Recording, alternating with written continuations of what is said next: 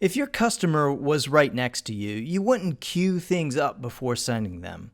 You could either literally or virtually hand them off one at a time, if that made sense. If you knew exactly when and how many of what you're doing was needed by the person who needed it, you'd only produce that. Without that signal, we just keep producing things. When those two conditions aren't present, a signal and the next process step in proximity to your work, we tend to do our work in batches.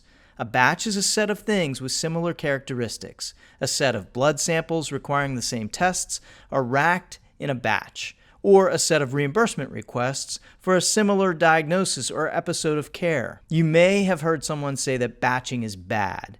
This concept, while not entirely true, comes from the concept of pull and flow. Pull and flow, when applied in your process, will have the tendency to reduce your overall work-in-process inventory. Remember, your work-in-process inventory might just be a task that is unfinished that needs something from someone else to complete.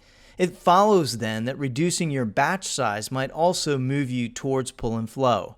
Just like applying the principles by adding a signal to produce or by improving the proximity of process steps, you can apply these principles by reducing your batch size. Reducing your batch size will help surface flow problems like long setup times for a process or knowledge gaps. Think about how many ORs are scheduled. Are they sometimes scheduled in batches?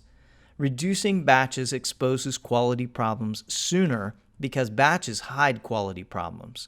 We haven't really talked about the operational value of high value, or increasing the quality while decreasing the cost. Reducing batches also moves us towards high value production.